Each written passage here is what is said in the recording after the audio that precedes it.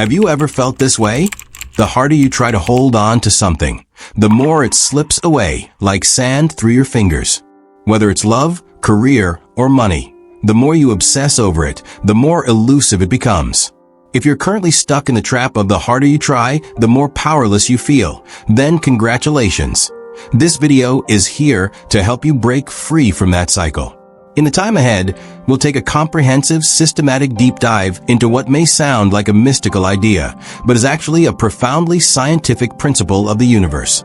When you stop obsessing, everything starts to fall into place. You'll gain a clear understanding of why your attachment is actually the root cause of your pain and failure. More importantly, you'll learn how to precisely let go. This isn't about giving up or checking out.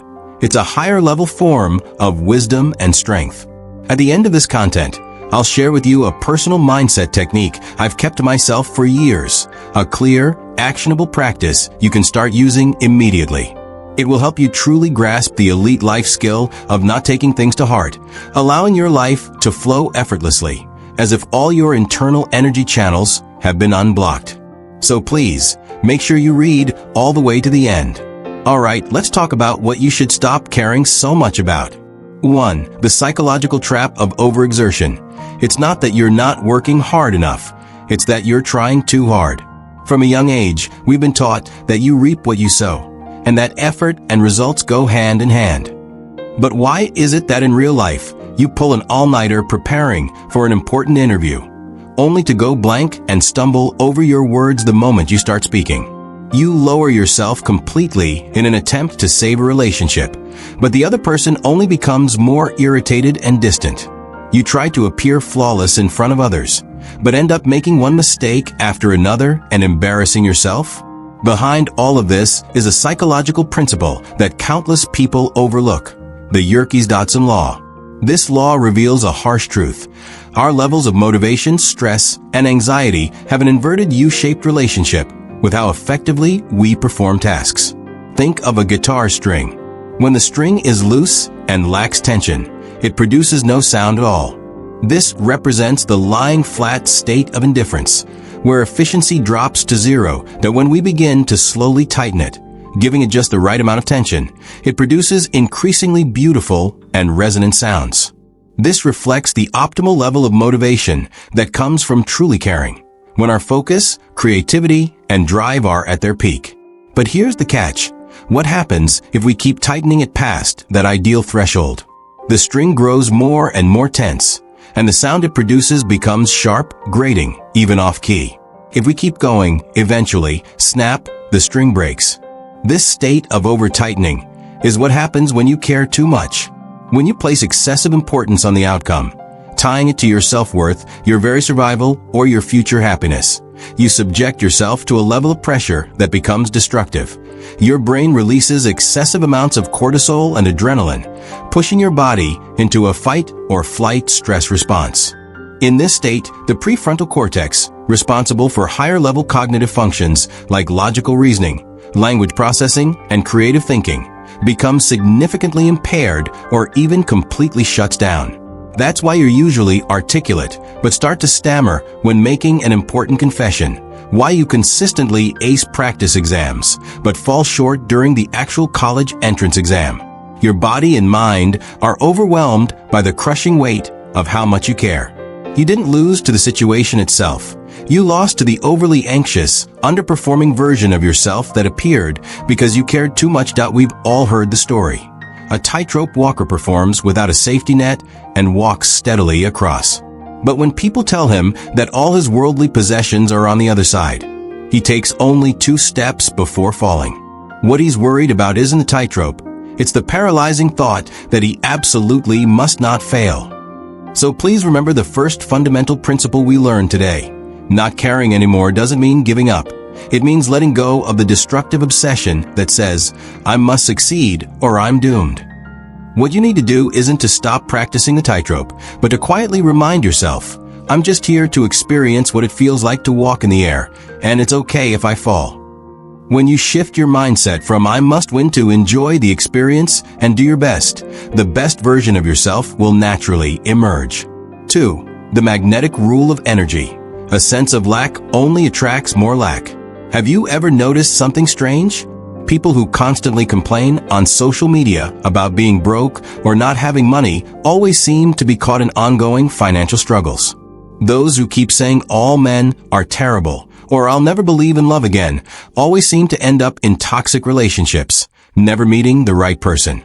Is that really just a coincidence? Behind this lies an energy principle that runs deeper than psychology. You can think of it as a real-world application of the law of attraction. Every thought you think and every emotion you feel sends out a specific energy frequency into the universe. And the world will only reflect back into your life what resonates with that frequency. When you care too much about something, especially when you're fixated on it with a strong feeling of I don't have it, but I really want it, what kind of energy are you putting out? It's the frequency of lack. Your entire being, your eyes, your body language, your tone of voice is broadcasting one clear message. I need. I don't have. Imagine you're pursuing someone you're really into. If your messages every day are things like, what are you doing? Why aren't you replying to me? I miss you so much. This kind of suffocating concern doesn't express love, but rather fear and insecurity.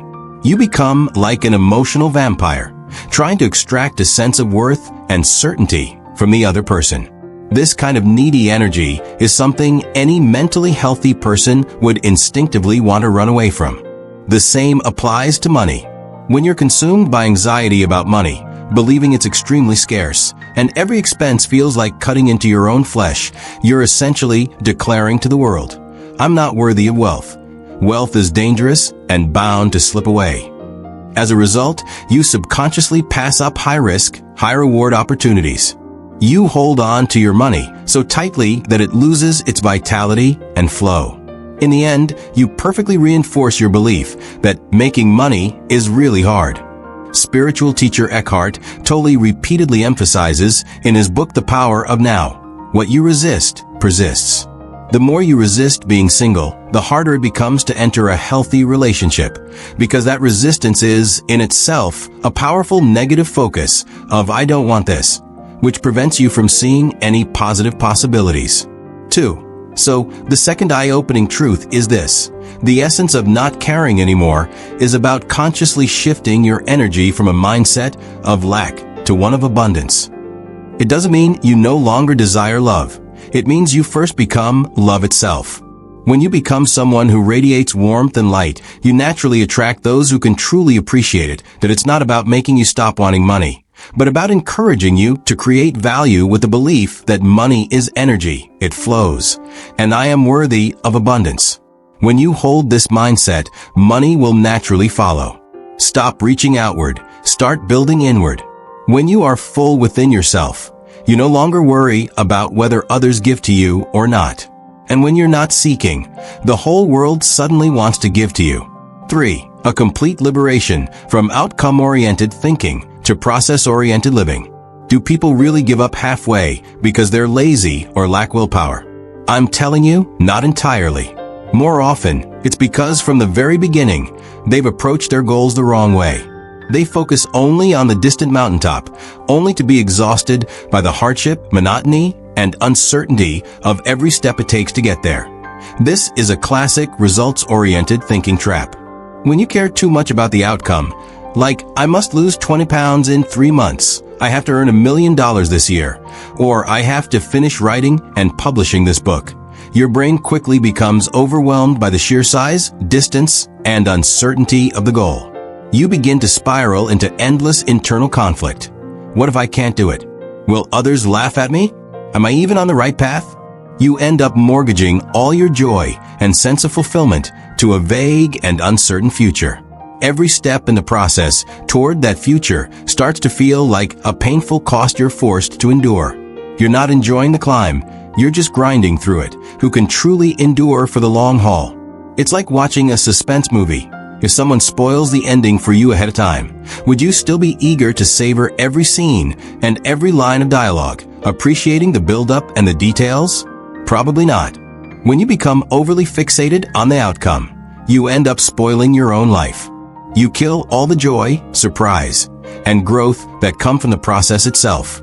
Psychologist Mihai Csikszentmihalyi proposed the well-known theory of flow. Flow refers to a state in which a person is completely immersed in an activity, losing awareness of self and time, a peak experience.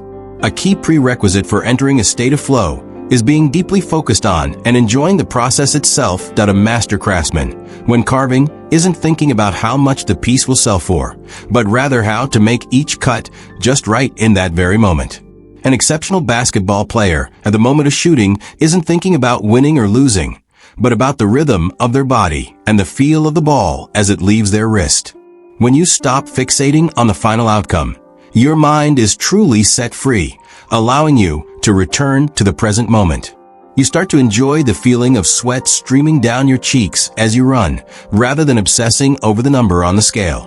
You begin to find joy in communicating with clients and solving problems, rather than focusing solely on the commission after closing a deal. You start to relish the creative thrill of writing each word and sentence, rather than stressing over whether it will go viral. So, the best path to success is, ironically, to forget about success. 3. The third principle you need to ingrain deep within yourself is this. Shift your motivation from being outcome-oriented to process-oriented. Set process goals for your actions, rather than outcome goals. Stop saying, I want to lose 20 pounds, and start saying, today, I'm going to do a comfortable 30-minute jog. Stop saying, I want to make $1 million, and instead say, today, I'm going to make 5 good phone calls and learn something from each one. When you fall in love with the process itself, the best results often come naturally in the end. For the unspoken rule of human nature and power dynamics, the more you need something, the less power you have. Let's talk about something more raw and realistic. In relationships, why is it that the more you lower yourself to please someone, replying instantly, always being available, the more they take you for granted and respond with indifference? At the negotiation table, why is it that the more you show how badly you need the deal, the more the other party squeezes you on price and gains total control? Hidden within this is a cold yet profoundly important underlying principle of human relationships. The one who cares the least holds the most power, the principle of least interest. In any relationship, whether romantic, professional, or platonic, the person who feels less need or attachment to keep the relationship going, the one who is more indifferent, holds the upper hand. Why is this the case? Because behind caring lies need. When you care too much about someone, you're sending a message. My happiness, my sense of worth, and my sense of security all depend on you. Without you, I'm not whole. This intense sense of need can trigger 2 instinctive reactions in the other person on a human level. 1. Devaluation. He may subconsciously believe that the reason you need him so much is because you lack value yourself and have no other options. Human nature tends to look down on things that are easily obtained or that come too eagerly. 2. Pressure and fear. He may feel a suffocating sense of being emotionally blackmailed. He feels responsible for your emotions. Your happiness, anger, sadness, and joy all hinge on him. This creates an overwhelming burden that will eventually make him want to escape. The female lead in the Japanese drama Nagi's Long Vacation is a typical example. She cares too much about her boyfriend's opinions, spending an hour every day straightening her naturally curly hair to please him, carefully watching his reactions when she speaks, and not daring to express any genuine thoughts. She thought that her care and efforts would earn her love, but she accidentally overheard her boyfriend telling a colleague that he was only with her because they were compatible in a certain way, and that he actually looked down on her. The truth is harsh, but it reveals human nature. If your care comes across as endless people-pleasing and dependence, then in the other person's eyes, it's not love. It's a cheap form of availability that can be taken for granted and trampled on. That's why, in relationships, not caring anymore can be a highly sophisticated strategy. It doesn't mean becoming cold or heartless. It means pulling back the value anchor you've projected outward and recentering it within yourself. 4. Build your indifference capital. This kind of capital is the ability to live a fulfilling and vibrant life on your own. You have a career you're passionate about, a solid social circle, and a unique inner world. When your world is big enough, the departure of any one person won't cause it to collapse. It's not that you don't need him, but you're not dependent on him. That sense of ease and confidence is the most compelling kind of attraction. 5. The real answer always shows up after you stop searching for it. You've probably had this experience: a proposal, a design problem, or a bug in your code. You've spent 3 days and nights agonizing over it, pulling your hair out, and still can't figure out a solution. Then you gave up, took a shower, or went for a walk. And in that completely relaxed moment when your mind was at ease and not thinking about anything, the answer suddenly struck you, like a bolt of lightning, clearly appearing in your mind. This isn't some supernatural phenomenon, but rather an inherent and sophisticated problem-solving mechanism of the brain, known in the psychology of creativity as the incubation effect. The great thinker Graham Wallace divided the creative thinking process into 4 stages. 1. Preparation. This is the stage where you care deeply. You actively and consciously gather all relevant information, study the problem, and explore various possible solutions. You stuffed every piece of material you could think of into your brain. Incubation. This is the stage where you consciously let go. You temporarily set the problem aside and engage in completely unrelated activities, like sleeping, exercising, listening to music, or simply zoning out. Your conscious mind goes offline, but your subconscious, the supercomputer, kicks into high gear behind the scenes. It takes all the bits and pieces of information you previously crammed in and allows them to collide and connect in a disorganized, random, and logic-free way. Illumination. This is the aha moment. At some unexpected point, a successful connection formed in your subconscious suddenly breaks through into your conscious mind, bringing a moment of clarity and revealing the answer you had been struggling to find. Verification phase. You bring this new idea back into the real world to test, refine, and implement it. Most of us only know how to work hard during the preparation phase, but we fail to realize that without the incubation phase of letting go, there would be no sudden breakthroughs in the illumination phase. When you focus too intensely on a problem, your thinking becomes confined by existing logical frameworks, past failures, and anxious emotions. You fall into a mental rut, like a fly frantically bouncing around inside a glass bottle. Letting go means consciously stepping out of that bottle, giving your subconscious the time and space to do its work. Archimedes discovered the principle of buoyancy in a bathtub. Newton contemplated gravity after being struck by an apple, and Kekulé dreamed of a snake biting its own tail, leading to his insight into the structure of the benzene ring. All these groundbreaking ideas were born in a relaxed moment of letting go. The next time you're faced with a tough problem, remember the 5th important rule: don't care strategically. It's an opportunity to give your brain a strategic pause and allow for deep information integration. After pushing yourself to the limit with focused effort, make sure to intentionally create some strategic white space. Go for a run, take a bath, or have a light-hearted chat with friends. Trust your subconscious. It's more powerful than you think. True wisdom often knocks on your heart's door when you least expect it. 6. The ultimate unbinding of self-worth. You are not your achievements, nor are you your failures. Now we arrive at the most fundamental and core level. Ask yourself honestly, are you so afraid of failing an interview because you're worried about missing out on that job opportunity, or because you're afraid that the failure will ultimately prove that you're not good enough? Are you so anxious about whether your partner replies to your messages instantly because the timing really matters, or because you're afraid it might mean you're not loved enough, that you're not worthy? All the pain that comes from caring too much can be traced back to one critical cognitive error. We've tightly bound together who we are and what we have/what we do. Your sense of self-worth, like a fragile porcelain doll, has been precariously tied to your job title, your bank balance, your partner's affection, your child's academic performance, others' opinions of you, all these external unstable things that are ultimately beyond your full control. Once these external things are threatened, like losing your job, going through a breakup, failing in an investment, or being criticized, it doesn't just feel like you've lost something. It feels as if your very self is being attacked, unraveled, or destroyed. This triggers a deep existential fear. To avoid this fear, you end up desperately trying to care, to cling, to control, and to preserve these external pillars of value. And in doing so, you fall into all the traps we mentioned earlier. And in the phrase, when you stop caring, everything falls into place. The ultimate and highest form of not caring means no longer depending on any external, unstable things to define or validate your inner, eternal worth. This is a profound awakening. You begin to realize, I am not my job. I am simply someone experiencing this job. I am not my emotional state.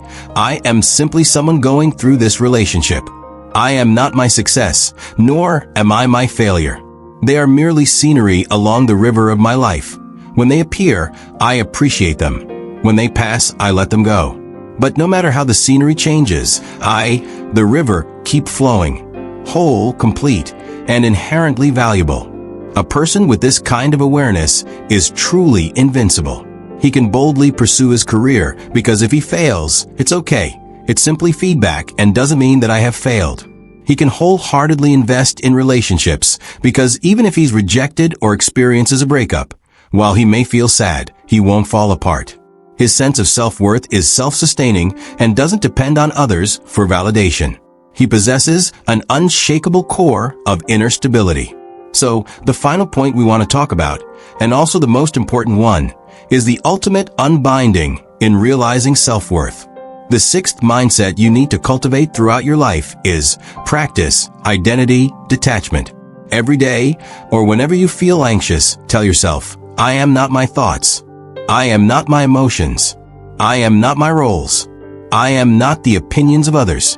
I am a whole, dignified being, fully experiencing all of this. When you truly embrace this from the depths of your heart, you attain ultimate freedom. All right, my friend. Let's recap what we've just covered. 1. We explored the psychological trap of trying too hard. 2. We delved into the energetic law of attraction and realized that a mindset of lack only attracts more lack. 3. We shifted our perspective and understood that being process-oriented is what brings flow and liberation. 4. We gained insight into the dynamics of human nature and discovered that the power of not needing to care is the greatest strength. 5. We learned about the incubation principle of creativity and grasped the importance of strategic whitespace.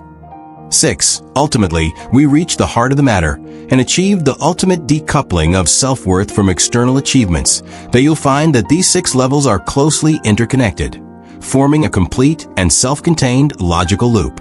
They reveal that not caring anymore is not a passive withdrawal from the world, but rather a smarter, more efficient, and more effortless survival strategy that emerges after gaining a deep understanding of how things truly work. It marks a shift from struggling desperately to going with the flow, and a transformation from fighting against the world to dancing with it. Now allow me to share with you the practice we agreed upon, one I've kept to myself for many years. I call it the universe in the palm practice. Whenever you feel overwhelmed by how much you care about something or someone, so much so that anxiety makes it hard to breathe, find a quiet place, sit down, and close your eyes. Extend your right hand and imagine the thing you long for, that job, that lover, that money, that outcome, resting quietly in your palm. Then, slowly and firmly, clench your fist around it. Squeeze it with all your strength. Feel how the muscles in your arm grow stiff and sore from this act of grasping. Notice how your heartbeat speeds up with the thought of, I must have this, how your breathing becomes short and shallow. Fully experience the pain and tension that this sense of attachment brings to your body and mind. Hold it for 10 seconds. Then, take a deep breath. As you slowly exhale, release your fist one finger at a time, gradually opening your hand until your palm is completely open and facing upward. Imagine the thing you long for still resting quietly in the palm of your hand. But this time, you don't grasp it, you don't try to control it. You simply cradle it gently and openly. It's in your palm, yet it's also connected to the entire universe. It is free to come and free to go. You offer it your blessing and its freedom. Feel how your arms, your shoulders, your entire body begin to relax with this act of letting go. Feel your breath growing deep and steady. In this relaxed and open state, silently tell yourself, I welcome you into my life, but my happiness does not depend on whether you stay. This simple exercise is a daily practice in letting go. When you stop desperately striving and clinging, the world no longer feels like it's working against you. Because when you stop demanding things from the world begins to give to you instead. When you let go, it's not that the world has changed, it's that you have. And, as a result, your entire world starts to fall into place. That's it for today's video. I hope you found it helpful. Thanks for watching, and I'll see you in the next one. Don't forget to like and subscribe.